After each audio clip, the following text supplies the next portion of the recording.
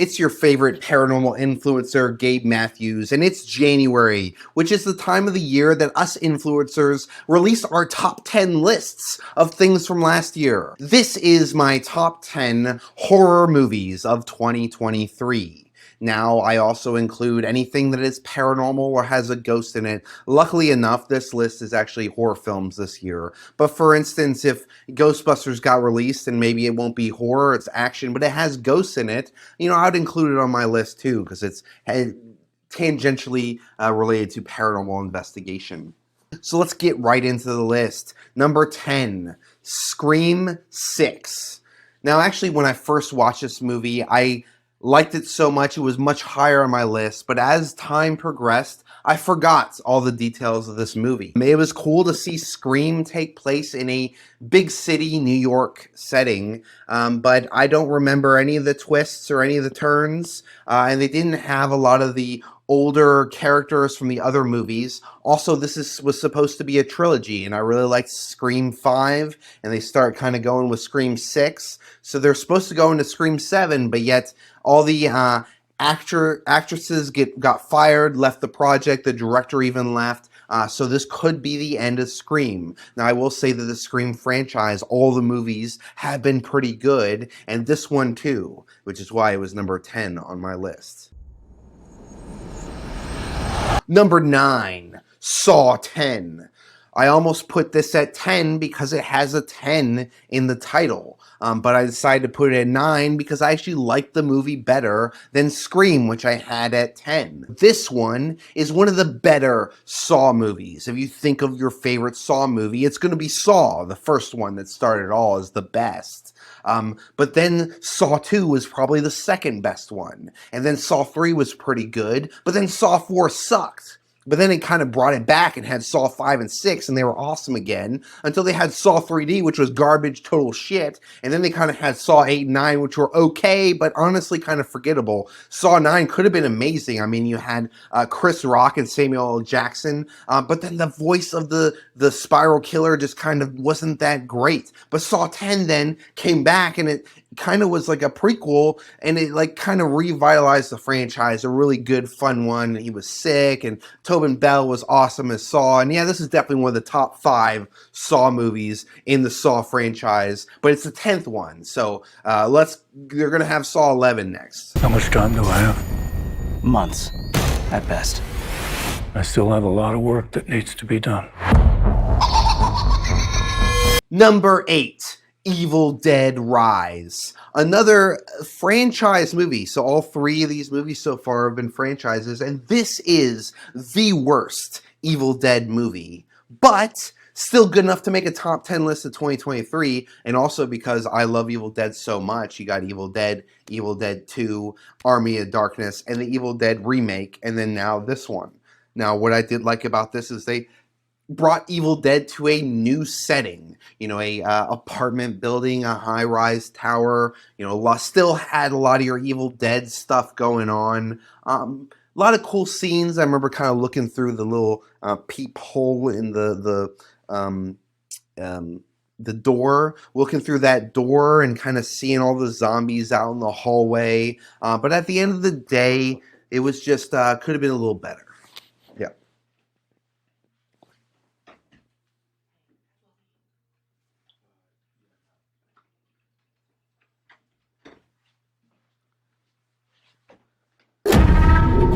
Open up now. Number 7, Thanksgiving.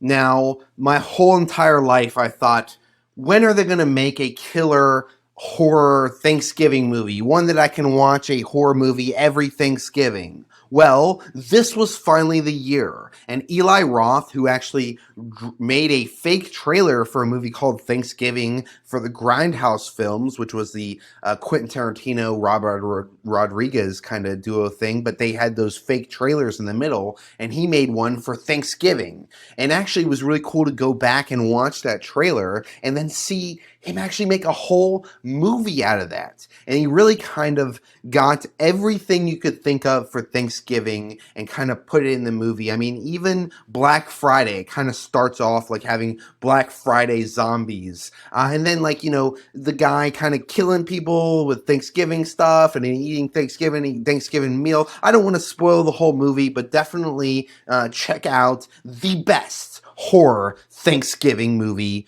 called Thanksgiving. Number 6, When Evil Lurks. This is actually a movie from Argentina. Shout out to my Buscadoras de la Verdad, Investigadoras Paranormales, Ariel in Argentina, hola mi amigo.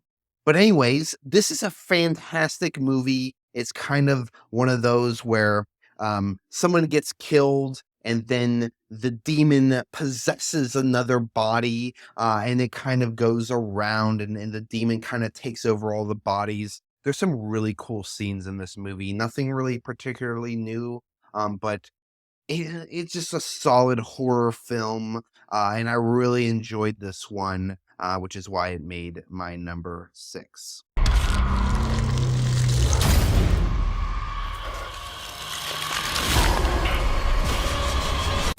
Number 5, Cobweb. Now, the title of the movie kind of says a little bit like spiders might be in it, which there is, and it's kind of creepy. I don't want to spoil it, but it's kind of terrifying, but also kind of, some people might laugh at it. But I think this is a really great, Halloween time movie. It kind of brought this feeling of, being a child, being afraid of things. Nothing like completely shocking or amazing, but just a really solid watch. And I just had a lot of fun with this. Mom? Number 4, Godzilla Minus One. Now, I gave this movie 5 stars, minus 1, 4 stars.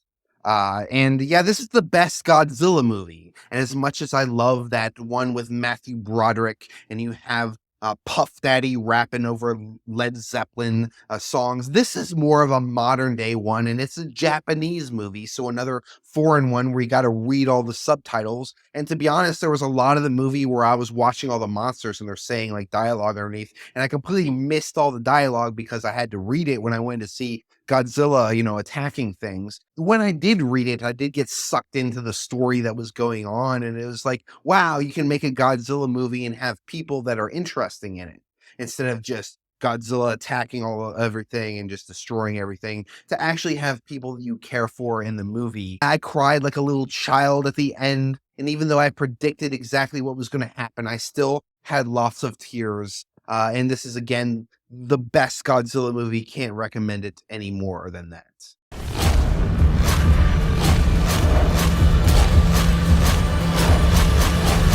Number 3, Infinity Pool.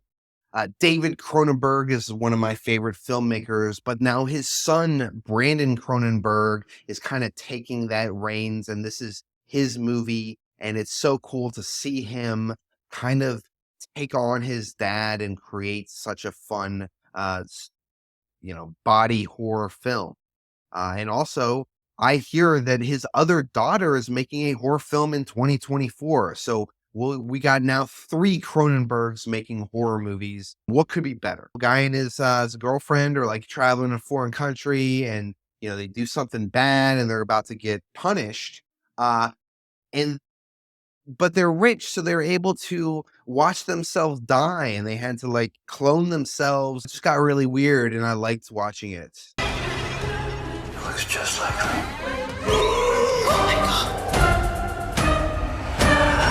Number 2, Talk to Me. Normally this would probably be number 1, but it's number 2. Really good horror movie, one of the best of the year, one of the best of the decade. I really like this movie and its allegory to high school kids doing drugs. You get in a room and you're gonna like all do drugs together, but instead of doing drugs, you're gonna talk to demonic entities.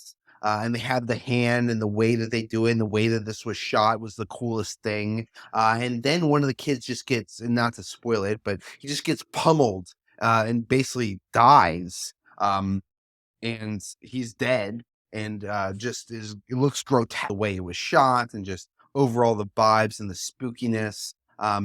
Really awesome movie. They like you.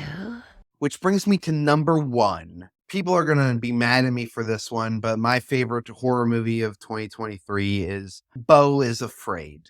And yes, this is an Ari Aster film, and to me, Ari Aster is 3 for 3. Hereditary and Midsommar are both 10 out of 10 movies for me, and this one's probably more like an 8 out of 10. But the first 45 minutes were 10 out of 10. If I could have it my way, I would have did what he did in the first 45 minutes and stretched that to about maybe a 90-minute film and just had that be the movie. But instead, he had 4 distinct parts of the movie, all completely weird and crazy.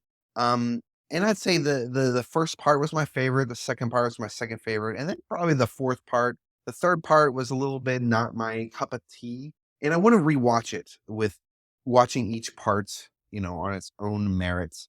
But this was a crazy film, 3 hours long, an odyssey.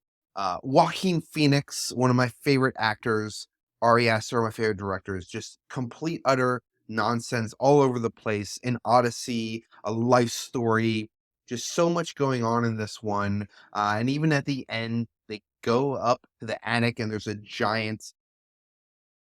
It's a weird one, for sure. And that concludes my top 10 horror films of 2023. Comment below. Tell me which one was your favorite. Was it Renfield? Did you really like Totally Killer? Maybe you liked that M. Night Shyamalan movie. Or maybe you liked Megan. I hated Megan. It was horrible. But yes, definitely let me know what you thought was your favorite. Comment below, subscribe to the channel, and remember to be a searcher.